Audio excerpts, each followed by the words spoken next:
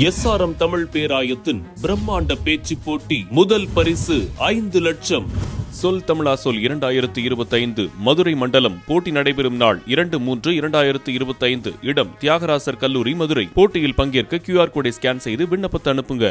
மத்திய அரசின் ஒவ்வொரு முயற்சியும் நம்மை ஒடுக்கக்கூடிய அளவிலேயே உள்ளதாக திமுக அமைச்சர் கீதா ஜீவன் விமர்சித்துள்ளார்.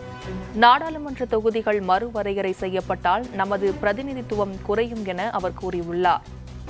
ஆகவே இந்த மாதிரி தொடர்ச்சியாக தமிழகத்தை வஞ்சிக்கும் நிலையில் உள்ள ஒன்றிய அரசு கடந்த நாடாளுமன்ற தேர்தல் பிரச்சாரத்தின் போதும், மகளிர் இடஒதுக்கீடு செய்த அந்த விவாதத்தின் போதும், மக்கள் தொகை அடிப்படையில் நாடாளுமன்ற தொகுதிகள் மறுவரையறை செய்யப்பட்ட பின்பு இந்த சட்டங்கள்லாம் நிறைவேற்றப்படும் என்று பேசியுள்ளார்கள். இந்த முறை நாடாளுமன்றத்தில் மகளிர் இடஒதுக்கீடு பற்றிய விவாதத்தின் போதும் நம்முடைய மாண்புமிகு உள்துறை அமைச்சர் அவர்கள் அந்த கருத்தை தெரிவித்துள்ளார்கள். மக்கள் தொகை அடிப்படையில் மறுவரை செய்யப்பட்ட பின் என்று பேசியுள்ளார்கள்.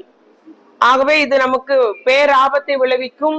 தற்போது மக்களவையில் 23.74% உள்ள தென்னிந்தியாவுடைய பிரதிநிதித்துவம் மக்கள் தொகை அடிப்படையில்